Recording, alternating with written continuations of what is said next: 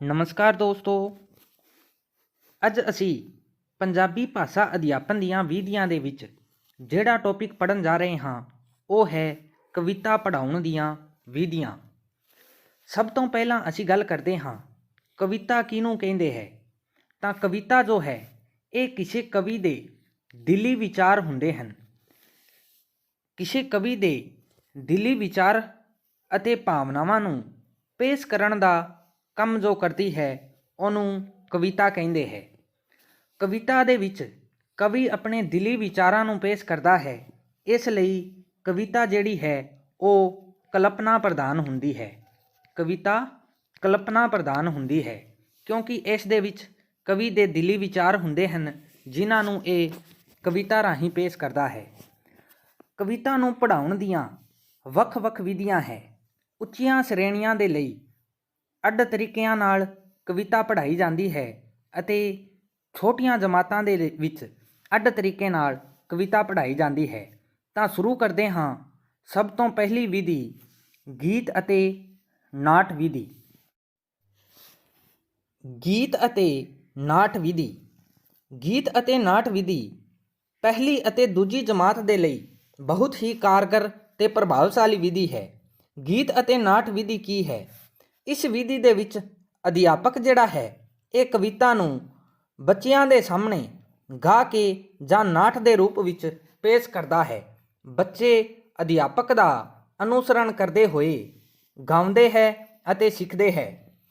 ਗੀਤ ਅਤੇ ਨਾਟ ਵਿਧੀ ਛੋਟੀਆਂ ਸ਼੍ਰੇਣੀਆਂ ਦੇ ਲਈ ਹੀ ਕਾਰਗਰ ਵਿਧੀ ਹੈ, ਪਰ ਅਧਿਆਪਕ ਨੂੰ ਧਿਆਨ ਰੱਖਣਾ ਚਾਹੀਦਾ ਹੈ ਕਿ ਬੱਚੇ ਕਵਿਤਾ ਜ਼ਿਆਦਾ ਉੱਚੀ ਆਵਾਜ਼ ਵਿੱਚ ਨਾ ਗਾਉਣ, ਕਿਉਂਕਿ ਉਹਨਾਂ ਦੀ ਸ਼ਕਤੀ ਘਟ ਜਾਂਦੀ ਹੈ ਜਿਸ ਨਾਲ ਬੱਚੇ ਥਕਾਵਟ ਮਹਿਸੂਸ ਕਰਦੇ ਹੈ ਅਤੇ ਅੱਗੇ ਦੀ ਕਲਾਸਾਂ ਦੇ ਵਿੱਚ ਪੜ੍ਹਨ ਦੇ ਵਿੱਚ ਬਾਧਾ ਆਉਂਦੀ ਹੈ। ਤਾਂ ਛੋਟੇ ਬੱਚਿਆਂ ਦੇ ਲਈ ਕਾਰਗਰ, ਪ੍ਰਭਾਵਸ਼ਾਲੀ ਤੇ ਵਧੀਆ ਮੰਨੀ ਗਈ ਹੈ। ਇਸ ਨਾਲ ਬੱਚਿਆਂ ਵਿੱਚ ਦਿਲਚਸਪੀ ਪੈਦਾ ਹੁੰਦੀ ਹੈ। ਜਦੋਂ ਅਧਿਆਪਕ ਕਵਿਤਾ ਨੂੰ ਗਾ ਕੇ ਪੇਸ਼ ਕਰਦਾ ਹੈ ਤਾਂ ਬੱਚੇ ਰੁਚੀ ਦੇ ਨਾਲ ਉਸ ਨੂੰ ਸੁਣਦੇ ਹੈ ਅਤੇ ਸਿੱਖਦੇ ਹੈ। ਤਾਂ ਬੱਚਿਆਂ ਦੇ ਵਿੱਚ ਇਸ ਵਿਧੀ ਨਾਲ ਦਿਲਚਸਪੀ ਪੈਦਾ ਹੁੰਦੀ ਹੈ। ਅਧਿਆਪਕ ਇਸ ਵਿਧੀ ਰਾਹੀਂ ਗਾ ਕੇ ਕਵਿਤਾ ਪੇਸ਼ ਕਰਦਾ ਹੈ। ਬੱਚੇ ਅਧਿਆਪਕ ਦੇ ਪਿੱਛੇ ਅਧਿਆਪਕ ਦਾ ਅਨੁਕਰਨ ਕਰਦੇ ਹੋਏ ਬੋਲਦੇ ਜਾਂ ਗਾਉਂਦੇ ਹੈ।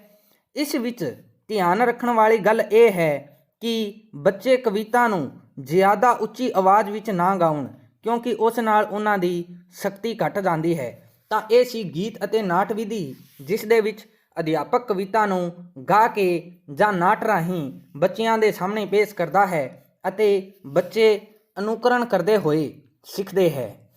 ਦੂਜੀ ਵਿਧੀ ਹੈ ਸ਼ਬਦਾਰਥ ਵਿਧੀ। ਸ਼ਬਦਾਰਥ ਵਿਧੀ ਦੇ ਵਿੱਚ ਅਧਿਆਪਕ ਕੀ ਕਰਦਾ ਹੈ ਕਿ ਮੰਨ ਲਓ ਇਹ ਕਵਿਤਾ ਦਾ ਇੱਕ ਪੇਰਾ ਹੈ, ਤਾਂ ਇਸ ਪੇਰੇ ਦੀ ਇੱਕ ਇੱਕ ਤੁਕ ਨੂੰ ਅਧਿਆਪਕ ਪੜ੍ਹਦਾ ਹੋਇਆ ਤੇ ਹਰ ਇੱਕ ਤੁਕ ਦਾ ਸ਼ਬਦਾਰਥ ਦੱਸਦਾ ਹੈ, ਔਖੇ ਸ਼ਬਦਾਂ ਦੇ ਅਰਥ ਅਤੇ ਉਸ ਤੁਕ ਦਾ ਅਧਿਆਪਕ ਅਰਥ ਦੱਸਦਾ ਹੈ। ਇਸ ਵਿਧੀ ਦੇ ਵਿੱਚ ਅਧਿਆਪਕ ਪੂਰਾ ਪੇਰੇ ਦਾ ਅਰਥ ਨਹੀਂ ਦੱਸਦਾ, ਉਹ ਹਰ ਇੱਕ ਤੁਕ ਦਾ ਅਰਥ ਦੱਸਦਾ ਹੈ। ਅਧਿਆਪਕ ਜ਼ਿਆਦਾ ਕਿਰਿਆਸ਼ੀਲ ਅਤੇ ਵਿਦਿਆਰਥੀ ਅਕਿਰਿਆਸ਼ੀਲ ਰਹਿੰਦੇ ਹੈ, ਕਿਉਂਕਿ ਪੜ੍ਹਾਉਣ ਦਾ ਕੰਮ ਇਸ ਵਿਧੀ ਵਿੱਚ ਅਧਿਆਪਕ ਕਰਦਾ ਹੈ। ਅਧਿਆਪਕ ਹੀ ਸ਼ਬਦਾਰਥ ਦੱਸਦਾ ਹੈ ਅਤੇ ਬੱਚੇ ਕੇਵਲ ਸਰੋਤਾ ਦੇ ਵਾਂਗੂ ਕੰਮ ਕਰਦੇ ਹੈ। ਸੁਣਨ ਦਾ ਕੰਮ ਬੱਚੇ ਕਰਦੇ ਹੈ। ਇਸ ਵਿਧੀ ਵਿੱਚ ਅਧਿਆਪਕ ਕਿਰਿਆਸ਼ੀਲ ਅਤੇ ਵਿਦਿਆਰਥੀ ਅਕਿਰਿਆਸ਼ੀਲ ਰਹਿੰਦੇ ਹੈ। ਪ੍ਰੀਖਿਆ ਦੀ ਦ੍ਰਿਸ਼ਟੀ ਤੋਂ ਮਹੱਤਵਪੂਰਨ ਹੈ, ਕਿਉਂਕਿ ਇਸ ਵਿਧੀ ਨਾਲ ਪਾਠਕ੍ਰਮ ਸਮੇਂ ਤੇ ਪੂਰਾ ਹੋ ਜਾਂਦਾ ਹੈ। ਤੀਜੀ ਵਿਧੀ ਹੈ ਪ੍ਰਸ਼ਨ ਉੱਤਰ ਵਿਧੀ। ਪ੍ਰਸ਼ਨ ਉੱਤਰ ਵਿਧੀ ਜਿਹੜੀ ਹੈ ਇਹ ਤੀਜੀ, ਚੌਥੀ ਅਤੇ ਪੰਜਵੀਂ ਕਲਾਸ ਦੇ ਲਈ ਬਹੁਤ ਹੀ ਉਪਯੋਗੀ ਤੇ ਕਾਰਗਰ ਵਿਧੀ ਹੈ। ਇਹ ਵਿਧੀ ਕੋਈ ਵੀ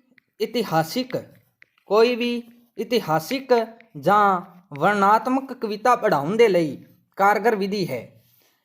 ਅਧਿਆਪਕ ਜੋ ਵੀ ਕੋਈ ਇਤਿਹਾਸਿਕ ਕਵਿਤਾ ਪੜ੍ਹਾਉਂਦਾ ਹੈ ਤਾਂ ਉਸ ਤੋਂ ਸੰਬੰਧਿਤ ਬੱਚਿਆਂ ਨੂੰ ਪ੍ਰਸ਼ਨ ਪੁੱਛਦਾ ਹੈ ਅਤੇ ਬੱਚੇ ਉਹਦਾ ਉੱਤਰ ਦਿੰਦੇ ਹੈ। ਅਧਿਆਪਕ ਅਤੇ ਵਿਦਿਆਰਥੀ ਦੋਵੇਂ ਕਿਰਿਆਸ਼ੀਲ ਰਹਿੰਦੇ ਹੈ।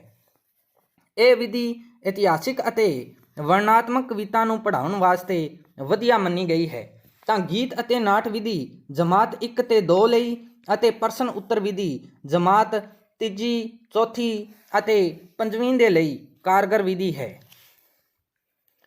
ਅੱਗੇ ਹੈ ਵਿਆਖਿਆ ਵਿਧੀ।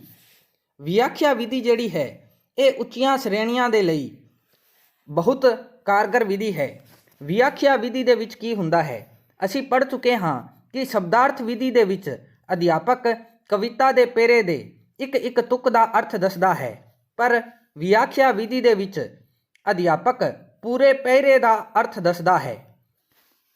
ਸਭ ਤੋਂ ਮਹੱਤਵਪੂਰਨ ਅਤੇ ਉੱਤਮ ਵਿਧੀ ਮੰਨੀ ਗਈ ਹੈ ਕਿਉਂਕਿ ਇਸ ਵਿੱਚ ਕਵਿਤਾ ਦੀ ਕਾਵ ਸੁੰਦਰਤਾ, ਰਸ, ਛੰਦ ਅਤੇ ਅਲੰਕਾਰ ਦਾ ਜ਼ਿਕਰ ਕੀਤਾ ਜਾਂਦਾ ਹੈ। ਇਸ ਵਿਧੀ ਦੀਆਂ 3 ਉਪਵਿਧੀਆਂ ਹੈ।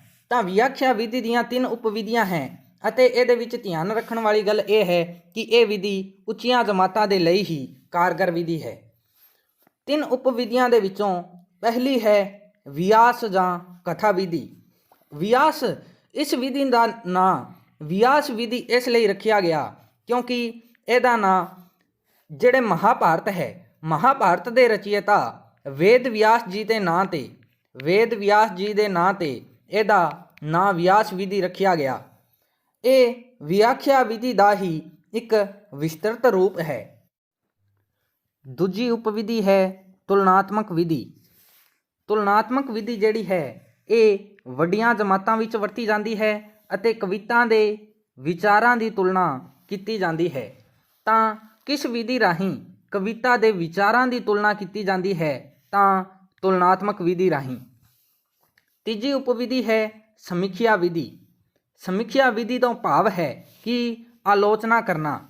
ਉੱਚ ਸ਼੍ਰੇਣੀ ਵਾਸਤੇ ਵਿਦਿਆਰਥੀਆਂ ਨੂੰ ਆਲੋਚਨਾ ਕਰਨੀ ਸਿਖਾਈ ਜਾਂਦੀ ਹੈ। ਇਹ ਵਿਧੀ ਉੱਚ ਸ਼੍ਰੇਣੀਆਂ ਵਿੱਚ ਵਰਤੀ ਜਾਂਦੀ ਹੈ ਅਤੇ ਵਿਦਿਆਰਥੀਆਂ ਨੂੰ ਇਸ ਵਿਧੀ ਰਾਹੀਂ ਆਲੋਚਨਾ ਕਰਨੀ ਸਿਖਾਈ ਜਾਂਦੀ ਹੈ।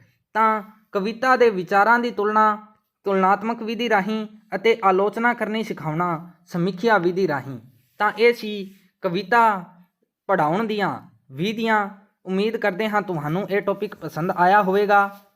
ਜੇ ਤੁਹਾਨੂੰ ਇਹ ਟੌਪਿਕ ਪਸੰਦ ਆਇਆ ਹੋਵੇ ਤਾਂ ਵੀਡੀਓ ਨੂੰ ਵੱਧ ਤੋਂ ਵੱਧ ਲਾਈਕ ਕਰੋ, ਸ਼ੇਅਰ ਕਰੋ ਅਤੇ ਸਾਡੇ YouTube channel exam helper A to Z ਨੂੰ ਸਬਸਕ੍ਰਾਈਬ ਕਰੋ। ਧੰਨਵਾਦ।